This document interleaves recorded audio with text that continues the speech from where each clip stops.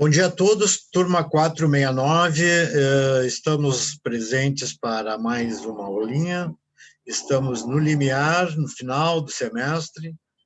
Já na próxima semana estaremos entregando no Moodle as provas relativas à segunda parte do programa, mas que vai envolver, na verdade, todo o programa. Eu, ao final desta aula, vou apresentar a vocês os pontos disciplinares relativos a esta avaliação e gostaria de solicitar a todos, então, a devida atenção para este ensejo. Bom, hoje nós vamos falar sobre a nacionalidade brasileira. Esta questão que trazemos à tona, ela se vincula estruturalmente à ideia de que nós temos que distinguir o brasileiro do estrangeiro, até porque se sabe que todo estrangeiro é aquele que não é brasileiro. E que, eventualmente, em algumas hipóteses, nós temos uma adequação de um sistema de dupla nacionalidade, que é uma exceção à regra, eis que o Brasil não adota a dupla nacionalidade. Por seu lado, o nosso sistema ele vai contemplar duas formas adequadas de concessão de nacionalidade, uma fórmula de concessão de nacionalidade chamada originária, a quem se referem os chamados brasileiros natos, e uma fórmula de concessão de nacionalidade por efeito derivado, que nós vamos chamar de nacionalidade derivada, que nós vamos chamar de brasileiros naturalizados. Muito bem. Dentro dessas ponderações, nós temos a falar a vocês que a estrutura do tema ela vai se estabelecer, então, dentro do disposto no artigo 12 da Constituição Federal. E este ponto envolve não só o direito internacional privado, mas também o direito internacional público e também o direito constitucional. De qualquer sorte, o ministério dessa disciplina é no sentido de trazer a vocês à baila o interesse na diferenciação de brasileiros natos e naturalizados e a concessão destes privilégios a tais pessoas. Muito bem, vamos começar no artigo 12, o inciso 1, que diz: são brasileiros natos, ou seja, aqueles que concebem a sua nacionalidade por forma originária. Em primeiro lugar, os nascidos na República Federativa no Brasil. Os nascidos no Brasil. Mesmo que de pais estrangeiros. E desde que não estes pais estejam a serviço de seu país. 3 itens básicos que estão definindo aqui a aplicação do tradicional sistema brasileiro de nacionalidade, que era o sistema da formação do nosso território. Nós sabemos que o nosso território, ordinariamente, é um território que nasce de uma forte imigração, é um estado que se constitui hoje de uma série de povos que se mesclaram na formação de uma nacionalidade própria, e por isso mesmo o sistema do chamado princípio territorial, ou, em outras palavras, o jus soli, J-U-S-S-O-L-I, jus soli, é o sistema que durante muito tempo se configurou como o único sistema. Ou seja, nasceu no Brasil, é brasileiro, ainda que seja filho de pais estrangeiros. E aí nós estamos definindo, então, que o requisito essencial e primordial para o conhecimento da nacionalidade por efeito originário é exatamente o ter nascido no Brasil. E ali, no final, ainda repousa a ideia de que essas pessoas que nascem no Brasil podem ser, inclusive, estrangeiros, ou advindos dos estrangeiros, desde que seus pais, pai ou mãe, não seja agente responsável por atos de representação no território brasileiro. Os agentes diplomáticos, os agentes consulares, entre outros agentes culturais, militares, etc., estes, na verdade, ao exercerem atividades de representação de seu Estado, eles, na verdade, são considerados como pessoas imunes à jurisdição local e, como tanto, esta determinação se estende, por ficção legislativa, a seus próprios filhos. Assim sendo, nós temos que esta é a primeira formação originária de um sistema que imprimiu no brasileiro a sua nacionalidade a partir do momento em que ele nasceu no Brasil. Vejam que, se nós usássemos critérios diversos, partindo da nacionalidade originária dos próprios imigrantes, nós estaríamos formando um território de vários países em que não houvesse uma nacionalidade. Então, nasceu no Brasil, é brasileiro. Ok, pessoal? Segundo item, letra B. Também são brasileiros natos. Os nascidos no estrangeiro, vejam bem, nascidos fora do Brasil, de pai brasileiro ou de mãe brasileira. Vejam bem. E por que eles, se nós perfilhamos o sistema do jus soli, por que agora nós estamos falando de uma, digamos, uma emanação do direito vinculado ao jus sanguinis, ou direito de sangue, frente à nacionalidade do pai ou da mãe? Porque, na verdade, nós temos que considerar que estes, embora sejam filhos de brasileiros, né, e, eventualmente, sejam filhos de estrangeiros, desculpem o erro, eles, na verdade, por estarem a serviço do seu país estrangeiro aqui no Brasil, o filho, por ficção, então, também será estrangeiro e não nacional, ok? Vejam, então, que essa distinção se distingue em relação a todos os filhos, aliás, ela se perfectibiliza em relação a todos os filhos de estrangeiros, certo? Desde que eles não sejam representantes do seu país de origem com atos de representação. E pode ser, então, que o filho vai ser reputado como estrangeiro por ficção. Muito bem. Estes dois primeiros tópicos, então, estão a fundamentar basicamente a mesma tese, a tese do jus soli. Ou seja, nasceu no Brasil, é brasileiro. Segundo, nasceu no estrangeiro, mas é filho de brasileiros, ele, desde que não sejam esses estrangeiros residentes no Brasil, ou que não estejam a serviço da República Federativa do Brasil, nós vamos ter, então, uma segunda concessão de brasilidade originária, brasileiro nato. A terceira hipótese, ela está vinculada à emenda constitucional número 54 de 2007, emenda constitucional essa que agregou, sim, agora um princípio de jus sanguinis, ou seja, ela estabeleceu que, a partir de então, o sistema brasileiro, certo, passa a ser misto e não um sistema exclusivamente vinculado ao jus soli.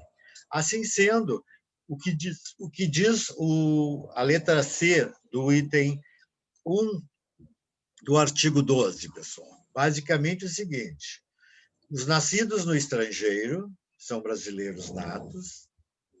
Se for filho de pai brasileiro ou mãe brasileira, ou pai ou mãe brasileira, desde que seus pais ou desde que seus representantes o registrem perante a repartição competente do Brasil no exterior, naquele local onde nasceu.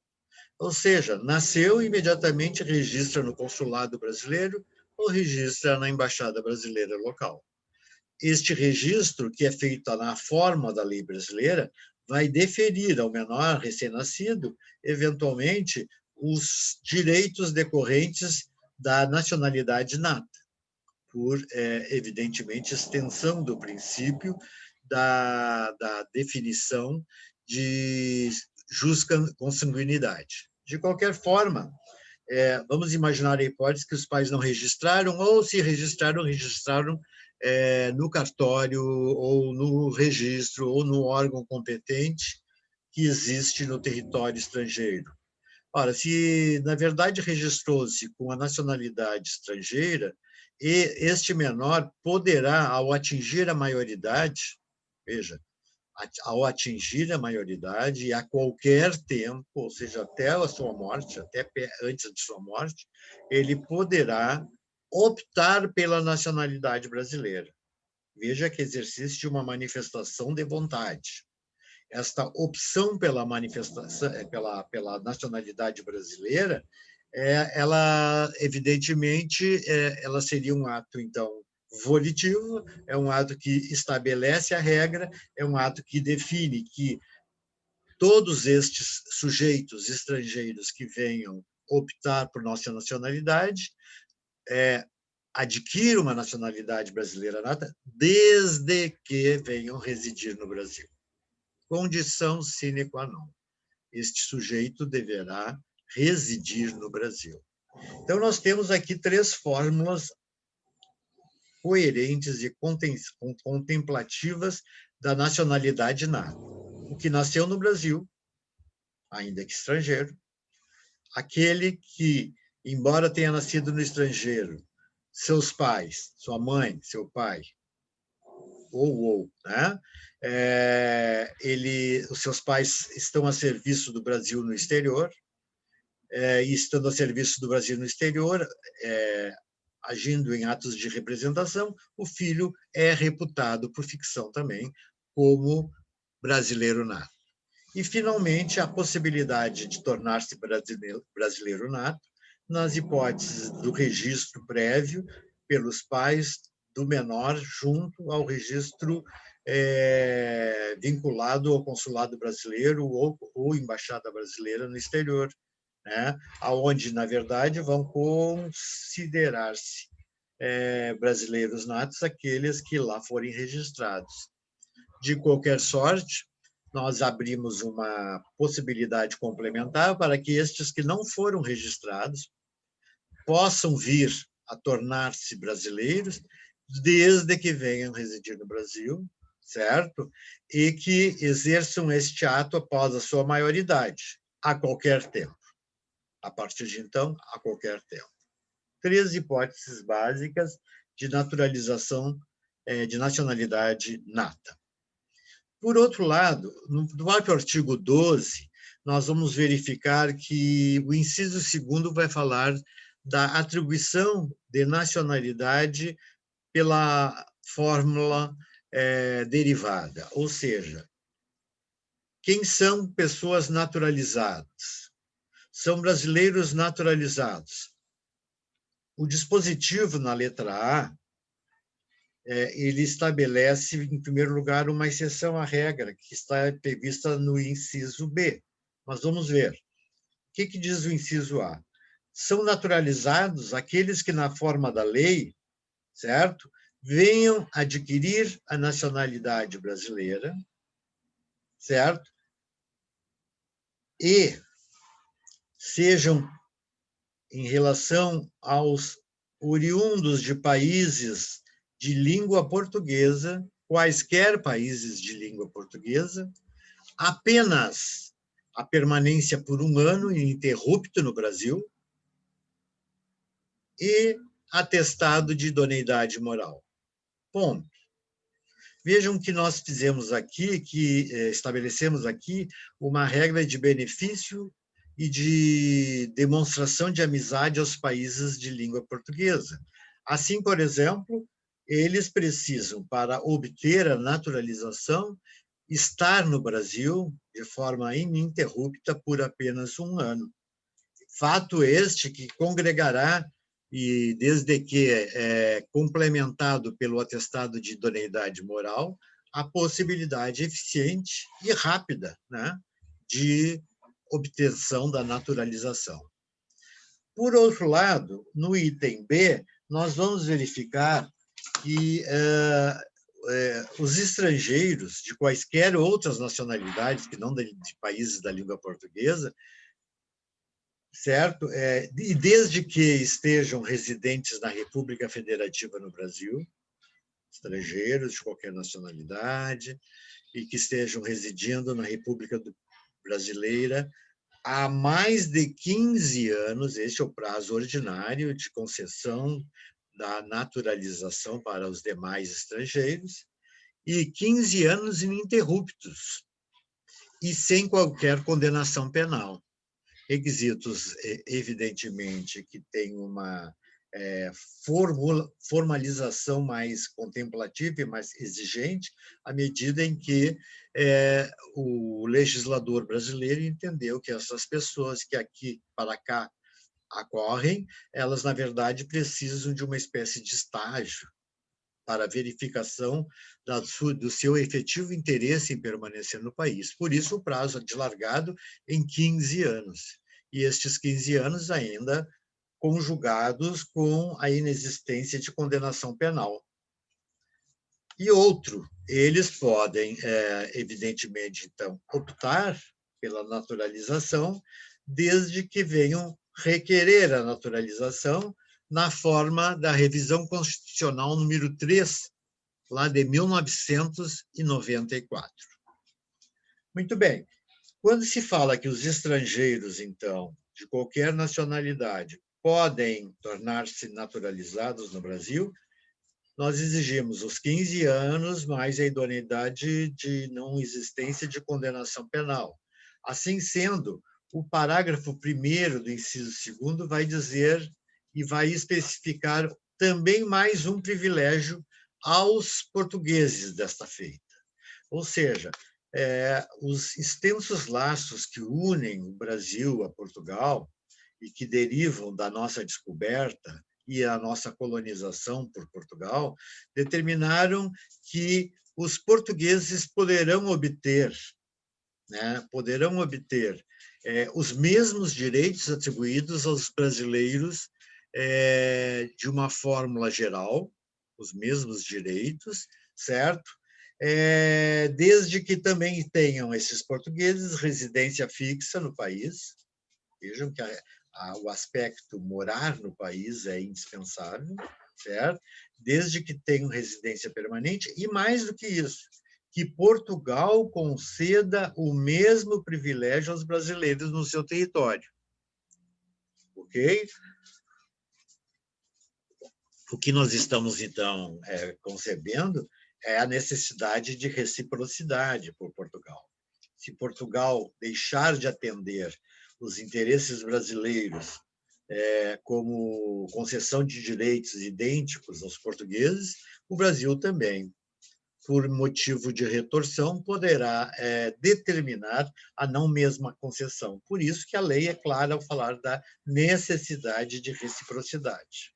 Além disto, nós vimos ainda que serão atribuídos os direitos equivalentes aos brasileiros. Portanto, não é a concessão de nacionalidade, certo? Nem de naturalização. A concessão aqui prevista no parágrafo 1º é a concessão de cidadania. Cidadania. Portanto, para efeitos de concessão de cidadania nacional brasileira, nós precisamos que os brasileiros lá em Portugal também obtenham a cidadania portuguesa. Este é o grau da reciprocidade. Nós sabemos, por outro lado, que esses benefícios podem ser excluídos ou excepcionados por outras regras estabelecidas na própria Constituição Federal. Até porque, no parágrafo 2º, há um estabelecimento de uma regra aparentemente fixa em termos de contexto, onde se diz: a lei não poderá estabelecer distinções entre brasileiros natos e naturalizados. A equiparação dos efeitos da lei. O nato e o naturalizado têm os mesmos direitos, exceto, toda regra tem exceção, os casos previstos na própria Constituição. E para falarmos de casos previstos na própria Constituição, nós vamos analisar, então, em primeiro lugar, que o parágrafo 3º já estabelece a primeira exceção, pessoal. O parágrafo 1º já vai falar que são cargos privativos de brasileiros natos. Só brasileiros natos podem ascender estes cargos. Os naturalizados não têm direito. Quem são essas pessoas? O presidente e o vice-presidente da República. Tem que ser brasileiros natos. O presidente da Câmara dos Deputados. Eu não estou me referindo a todos os deputados, estou me referindo àqueles que pretendam ascender à presidência da Câmara. O presidente do Senado Federal. Também não estou me referindo a todos os senadores, e sim ao senador que eventualmente pretender assumir a posição de presidente do Senado Federal. Os ministros do Supremo Tribunal Federal. A indicação e a nomeação de um ministro para o Supremo Tribunal Federal, cargo do presidente da República, né? Este cargo é específico para brasileiros natos. Os brasileiros naturalizados não podem ascender ao cargo de ministros do Supremo Tribunal Federal. São cargos privativos de brasileiros natos. Todos os cargos relativos à diplomacia, aos encargos diplomáticos e consulares, desde que estes encargos consulares não sejam honorários, ou seja, são considerados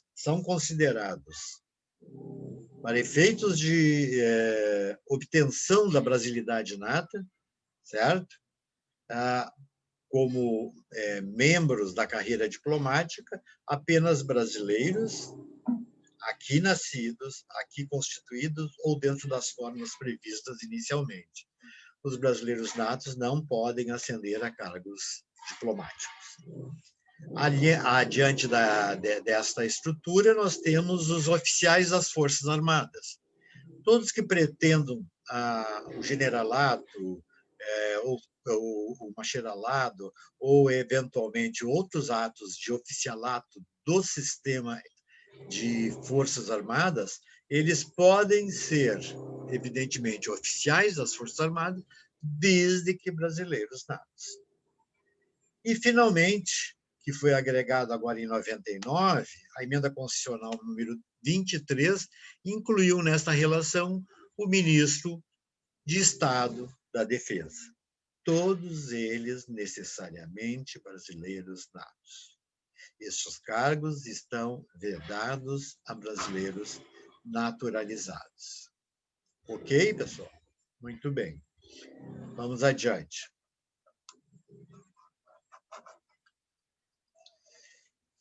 Nós verificamos que em 2 ou em 3 destes casos, a necessidade de uma opção do sujeito estrangeiro, tá? Ou que nasceu no estrangeiro, na obtenção da sua investida como cidadão nacional nato ou naturalizado. Neste sentido, nós obteremos esta nacionalidade a partir de atos concretos em que o sujeito manifesta a sua vontade. Assim, como se adquire a nacionalidade, também poder-se-á perder essa nacionalidade.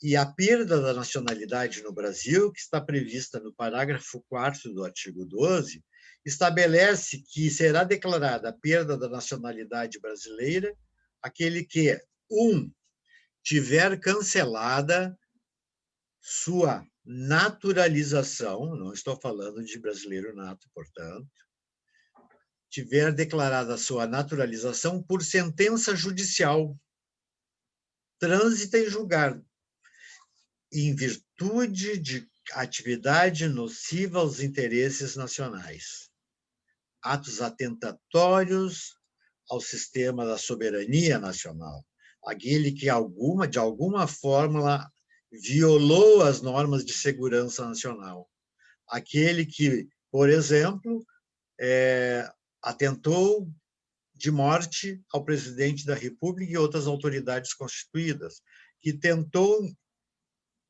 interpor-se dentro de um sistema de formação de uma guerrilha interna ou de uma revolução interna para desconstituir o sistema federativo brasileiro.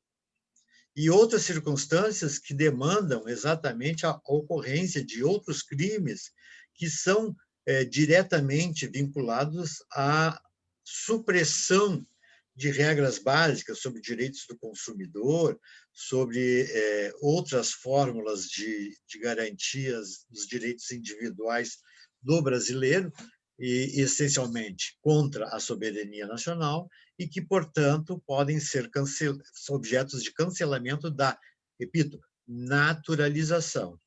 O brasileiro nato não perde a nacionalidade nestas hipóteses.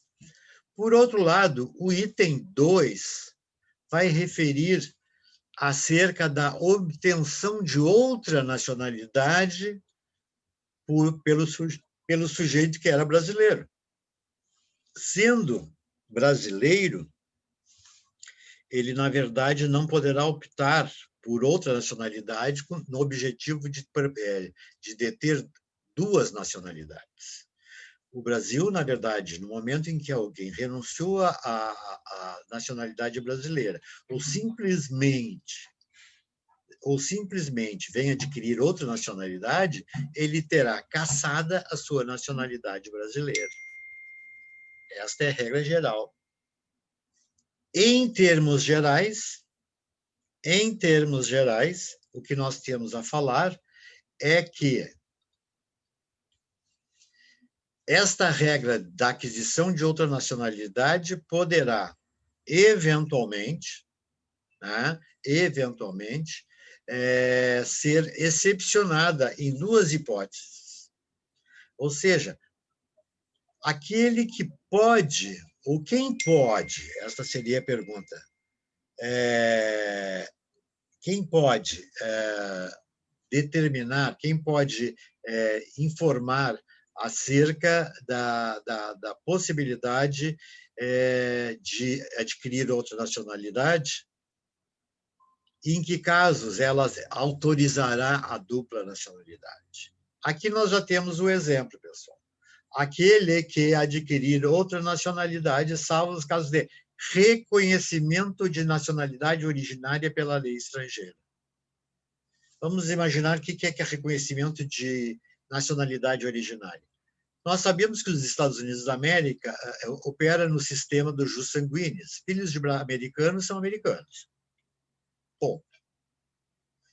É verdade que nos Estados Unidos também impera o sistema do jus soli, porque o sistema norte-americano é misto. No caso, nós verificamos que este americano, na verdade, então será americano pelo simples fato de ser filho de americano. Nasça onde nascer, e isso não exclui o Brasil. Assim sendo, quem nascer em território brasileiro, a primeira hipótese de brasilidade nata, também poderá agregar a nacionalidade americana, porque aí não foi uma questão de opção, e sim por uma questão de reconhecimento legal da nacionalidade originária desse sujeito. Assim sendo, quando houver digamos, um misto entre o sistema do jus soli e o sistema do jus sanguinis, e por ordem legislativa, evidentemente que nós devemos entender que isto vai consagrar a ideia de que a dupla nacionalidade se autoriza. Primeira exceção. A segunda exceção é a exceção de imposição, de naturalização. Alguém impõe a naturalização por uma norma estrangeira. Ou seja, eu estou na Alemanha e o Estado alemão, para que eu possa exercer a manutenção de minha permanência no território alemão, condição sine qua non, me impondo, então, a naturalização, este ato, que não é também uma manifestação de vontade, por ser uma exigência legal, vai me obrigar a me naturalizar alemão. E eu me naturalizando alemão, nessa hipótese, eu não vou ser excluído da minha nacionalidade brasileira. e, por outro lado, também para o exercício de direitos civis. Ou seja, a assunção de um cargo diretivo numa grande multinacional, que muitas vezes exigem que as pessoas sejam naturalizadas no estado onde é a sede da pessoa jurídica, esta situação, esta determinação faz com que, não sendo uma manifestação volitiva do sujeito, seja considerada como passível de uma naturalização de características eminentemente compulsórias. E, assim sendo, a dupla nacionalidade fica admitida. Ou seja, esta concessão foi anexada ao nosso sistema desde 1994, através da emenda constitucional de revisão número 3. Muito bem, pessoal. Vocês estão, então, imaginando que as colocações aqui postas são colocações que vão determinar, então, quem é brasileiro nato, quem é brasileiro naturalizado, que não há distinção entre os brasileiros natos e os brasileiros naturalizados, e que, por outro lado, a situação decorrente da eventual possibilidade de dupla nacionalidade esteja prevista dentro dos casos específicos constantes no parágrafo 4º, letras A e B, exclusivamente. Analisamos os requisitos para a naturalização, vendo que, ordinariamente, a naturalização se procede no prazo de 15 anos e que isso vai obrigar o sujeito a permanecer ininterruptamente no Brasil, certo? Por este mesmo período, e não tem a condenação penal. Por outro lado, nós vimos que há uma exceção à regra em função dos cidadãos dos países de língua portuguesa, a quem é dada a exigência de apenas 1 ano de permanência ininterrupta no Brasil. Permanência essa que também deverá ser guindada através da manutenção desse sujeito no território nacional. Diante desses pressupostos, nós vimos ainda que a cidadania portuguesa pode ser obtida se Portugal nos conceder, e nestas hipóteses nós também concederemos aos portugueses direito idêntico para a concessão dos seus privilégios, aqui considerados constitucionais pelo sistema brasileiro, princípio da reciprocidade. Muito bem, pessoal. Eu estou, então, assim, implementando nessa aula o conteúdo íntegro da primeira parte do programa. A primeira parte do programa, não propriamente dito como a primeira parte, já foi considerada como motivo de avaliação de prova, mas a primeira parte considerando o conteúdo integral daquilo que nós analisamos no semestre todo e que vão ser objetos de análise nesta avaliação. Assim, por exemplo, nós podemos, de antemão, estabelecer a vocês que matérias indispensáveis são as noções gerais de direito internacional privado. 1. 2. Indispensável ainda é a análise dos limites da competência do juiz nacional. Ok? Competência privativa, competência concorrente. Nós vamos falar ainda sobre cooperação jurídica internacional, onde trataremos de ato direto, de cartas rogatórias e homologação de decisões estrangeiras. A lei de introdução às normas do direito brasileiro, que talvez seja o ponto fundamental dessa segunda prova, e, finalmente, algumas questões vinculadas a esta questão da nacionalidade. Nem todas, eventualmente, estarão presentes na nossa prova, mas a necessidade de vocês analisarem todas essas manifestações devem estar presentes no estudo que vocês farão, porque a prova, na verdade, é um estudo, é uma pesquisa, e, portanto, digna de uma possibilidade de nota excepcional pela simples razão de que vocês têm em mãos todo o material necessário. Eu juntei a vocês ainda uma série de documentos, slides e vídeos que, na verdade, são estruturais para eventuais dúvidas que possam ter em relação à nossa próxima avaliação. A entrega da avaliação será procedida na próxima aula, na próxima semana, e a sua restituição e devolução pelo mesmo modo de entrega, ou seja, via Moodle, será impreterivelmente até a semana subsequente à entrega da prova. Ok?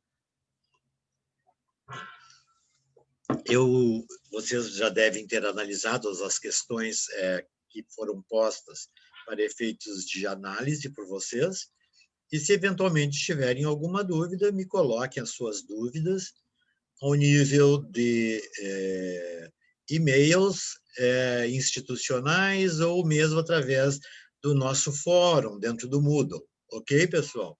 E com isso nós podemos nos comunicar sem nenhum problema.